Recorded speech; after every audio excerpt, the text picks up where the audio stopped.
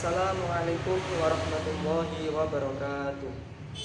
Perkenalkan, nama saya Alfa Nuril Fadli dari Program Studi Pendidikan Bahasa Arab NIM 212030017. Di sini saya akan mempresentasikan tugas dari mata kuliah praktek ibadah yang berjudul Wudhu, Tayamum, dan Sholat Subuh.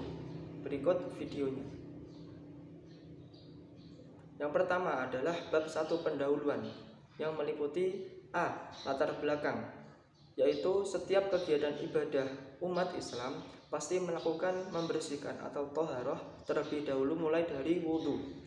Wudhu adalah sebuah syariat kesucian yang Allah Azza wa Jalla tetapkan pada kaum muslimin sebagai pendahuluan bagi sholat dan ibadah lainnya. Ketika kita tidak bisa bersuci dari hadas dengan berwudhu atau mandi karena sebab atau keadaan darurat, maka kita masih dapat untuk menghilangkan najis atau hadas dengan cara tayamum. Tayamum ini adalah bentuk kecintaan Allah kepada umat Islam dengan memberikan keringanan atau rukhsah dalam beribadah menurut kemampuan masing-masing. B. Rumusan masalah. Yang pertama adalah apa pengertian wudhu dan apa saja rukunnya. Yang kedua, apa pengertian tayamum dan apa saja rukunnya. Yang ketiga adalah kapan waktu sholat subuh dan kapan berakhirnya. C. Tujuan masalah. Yang pertama, dapat mengetahui wudhu dan rukunnya. Yang kedua, dapat menjelaskan tayamum dan rukunnya. Yang ketiga, dapat mengetahui waktu sholat subuh dan waktu berakhirnya. Selanjutnya adalah bab 2 pembahasan. Yang A adalah pengertian wudhu. Lafaz wudhu dengan harokat dhammah pada huruf wawu, yakni al-wudhu, menurut pendapat yang masyhur adalah nama kegiatannya, dan inilah yang dikehendaki dalam pembahasan ini. Sedangkan dengan harokat fathah pada wawu, yakni adalah al-wudhu, adalah nama sesuatu yang digunakan untuk berwudhu, yakni air. Yang selanjutnya adalah ada fardhu wudhu atau yang harus dilakukan ketika pas wudhu, yaitu adalah niat. Yang pertama adalah niat, yang kedua adalah membasuh seluruh bagian wajah, yang ketiga membasuh dua tangan sampai kedua siku, yang keempat adalah mengusap sebagian kepala, yang kelima adalah membasuh kedua kaki sampai mata kaki, yang keenam adalah tertib atau berurutan sesuai dengan urutannya, atau dalam arti lain adalah mana yang harus didahulukan dan mana yang harus diakhirkan. Yang kedua adalah sunnah wudhu. Sunnah wudhu di sini terdapat 10 menurut kitab Fathul Qorib Al-Mujib, yaitu yang pertama adalah membasuh dua telapak tangan hingga pergelangan tangan sebelum berkumur. Yang kedua adalah berkumur setelah membasuh kedua telapak tangan. Yang ketiga, istinsyaq atau menghirup air ke hidung setelah berkumur. Yang keempat adalah mengusap seluruh kepala. Yang kelima adalah mengusap seluruh bagian telinga, baik bagian luar maupun bagian dalam. Yang keenam adalah tahlil atau menyisir jenggot. Yang ketujuh adalah mendahulukan bagian tubuh kanan daripada yang kiri. Yang selanjutnya adalah taslis atau melakukan 3 kali basuhan. Yang terakhir adalah mualah atau segera dilakukan. Maksudnya itu adalah segera ketika sehabis anggota ini harus segera dilakukan anggota selanjutnya atau sambung menyambung. Dalam artian adalah tidak boleh kita itu seperti memutus antara anggota ini dijeda dahulu kemudian disambung untuk di lain waktu, itu tidak boleh. Jadi harus sambung menyambung. Yang selanjutnya adalah yang membatalkan wudhu, yaitu yang pertama adalah sesuatu yang keluar dari salah satu dua jalan kotoran, yakni dubul dan zubur dari mutawaddi atau orang yang berwudhu yang masih hidup yang jelas kelaminnya. Yang kedua adalah tidur selain posisi yang orang mengukuhkan posisi pantatnya. Yang ketiga adalah hilangnya akal. Yang keempat adalah persentuhan pria dan wanita yang bukan muhrim meskipun telah meninggal tanpa adanya penghalang atau antar kulit. Jadi ketika terdapat seorang laki-laki dan perempuan bersentuhan tanpa adanya penghalang, jadi langsung kulit bertemu kulit, jadi itu adalah membatalkan wudu. Kecuali jika bertemunya itu atau bersentuhan itu ketika ada penghalang atau satir, maka wudunya tidak batal. Begitu. Terus yang selanjutnya yaitu menyentuh farji manusia menggunakan telapak tangan. Terus yang selanjutnya adalah tayamum. Tayamum sendiri secara bahasa berarti menyengaja. Dan menurut syarak berarti atau menurut istilah, menurut terminologi berarti mendatangkan debu suci ke wajah dan dua tangan yang digunakan sebagai pengganti dari wudhu, mandi atau membasuh anggota dengan syarat-syarat khusus. Syarat-syarat tayamum yang pertama adalah adanya udzur atau adanya sebab melakukan perjalanan atau sakit. Jadi yang pertama ini adalah kita boleh melakukan tayamum jika ada udzur ataupun ada halangan. Contohnya adalah ketika kita musafir atau bepergian ataupun sedang sakit, maka boleh bertayamum. Terus yang kedua adalah setelah masuknya waktu sholat. Jika kita tayamum sebelum masuknya waktu sholat, maka tayamum itu tidak sah atau tidak boleh karena melanggar sesuai syarat-syarat tayamum yang telah dijelaskan pada kitab.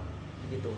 Terus yang ketiga adalah mencari air setelah masuknya waktu sholat, baik diri sendiri atau orang yang diberi izin untuk mencari air. Yang keempat adalah berhalangan jika menggunakan air.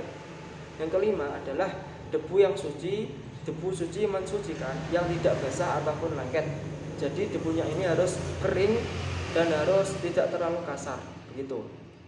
Yang selanjutnya adalah fardhu tayamum. Yang pertama adalah fardhu tayamum sendiri ada 4, yaitu yang pertama adalah niat, yang kedua mengusap wajah, yang ketiga mengusap dua tangan, yang keempat adalah tertib atau artinya wajib mendahulukan mengusap wajah daripada mengusap kedua tangan, baik tayamum hadas kecil maupun tayamum untuk hadas besar. Yang selanjutnya adalah kesunahan tayamum. Yang pertama adalah membaca basmalah, yang kedua adalah mendahulukan tangan kanan daripada tangan kiri dan mendahulukan bagian atas daripada bagian bawah. Contoh yang mendahulukan bagian atas daripada bagian bawah ini adalah ketika kita mengusap wajah, jadi itu harus dari bagian atas baru bagian ke bawah, begitu. Yang selanjutnya adalah mualah atau nuli-nuli atau sambung menyambung, jadi harus secara sambung menyambung dan tidak boleh secara acak, gitu. Yang selanjutnya adalah perkara yang membatalkan tayamum. Yang pertama adalah setiap hal yang membatalkan wudu. Jadi yang membatalkan tayamum juga sama yang membatalkan wudu. Dalam artian jika kita sudah tayamum kemudian kita dalam artian itu kita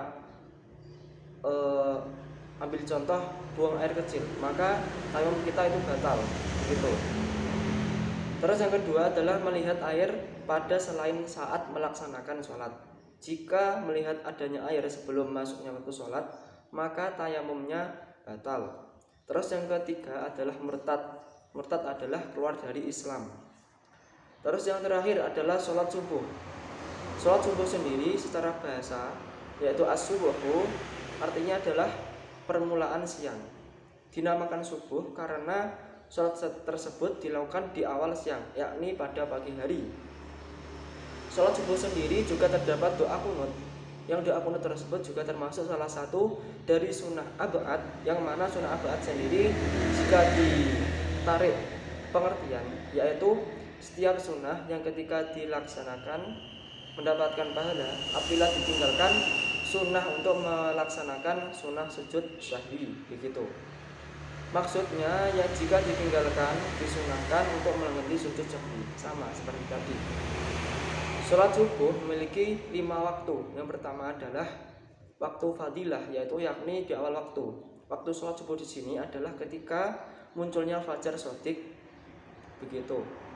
Seperti waktu fadilah, waktu yakni sholat tersebut dilaksanakan di awal waktunya, yakni dilakukan ketika setelah munculnya fajar shodiq tersebut. Terus yang kedua adalah waktu ikhtiar. Musonif atau pengarang kitab menjelaskan bahwasanya dalam perkataannya awal waktu subuh adalah munculnya fajar yang kedua dan akhir waktu subuh dalam waktu ikhtiar adalah hingga keluar mega kuning, yaitu terbitnya matahari. Terus yang ketiga, waktu jawaz.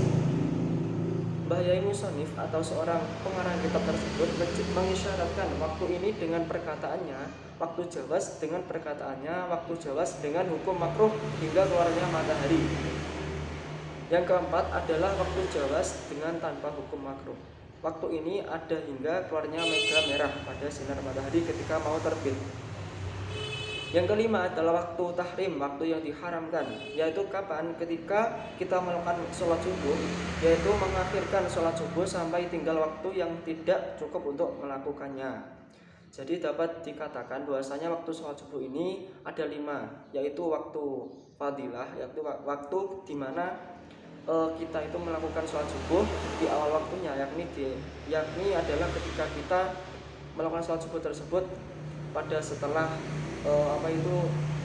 munculnya fajar shadiq begitu. Yang kedua adalah waktu ikhtiar, yaitu waktu dimana sholat subuh tersebut dilakukan ketika munculnya sinar kuning pada sinar matahari ketika terbit. Yang ketiga adalah waktu jawaz, yaitu waktu dimana matahari itu sedang proses keluar untuk terbit. Yang keempat adalah waktu jawaz. Yang kelima adalah waktu tahrim, dimana waktu tahrim ini sendiri adalah ketika kita tidak memungkinkan untuk sholat subuh, yakni mendekati matahari itu sudah terbit. Yang selanjutnya adalah bab 3 penutup, yaitu kesimpulan. Wudu merupakan salah satu syarat sah sholat sah fardu maupun sunnah. Wudu adalah kegiatan yang dimulai dari niat, disertai membasuh wajah, dan diakhiri dengan membasuh kaki, disertai tertib atau sesuai urutannya. Jika seorang wudu dengan baik, maksudnya dengan baik adalah melakukan fardunya dan sunnahnya, maka dapat dipastikan wudunya seseorang tersebut juga sah. Jika wudunya sah, maka dapat dipastikan juga ibadah yang membutuhkan wudu tersebut juga sah, asalkan ibadah tersebut juga telah dilaksanakan syarat rukun dan sunnahnya. Adapun tayamum sendiri adalah mendatangkan debu suci ke wajah dan kedua tangan dengan cara mengusapnya.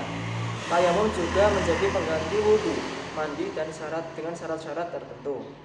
Dinamakan sholat subuh karena kata subuh sendiri memiliki arti yaitu sholat di awal siang, yaitu di pagi hari. Sholat subuh dimulai ketika munculnya fajar shadiq sampai munculnya sinar matahari. Pada sholat subuh juga memiliki perbedaan pada sholat lainnya, yaitu dengan menggunakan doa qunut pada rakaat kedua setelah i'tidal dan sebelum sujud. Qunut tersebut juga salah satu termasuk dari sunnah abad, yang mana jika ditinggalkan maka sunnah untuk melakukan sujud sahwi. Demikian presentasi dari saya, semoga bermanfaat dan saya memohon maaf jika terdapat kekurangan baik dari segi pelafalan maupun pemahaman. Wallahul muwaffiq ila aqwamit thoriq. Assalamualaikum warahmatullahi wabarakatuh.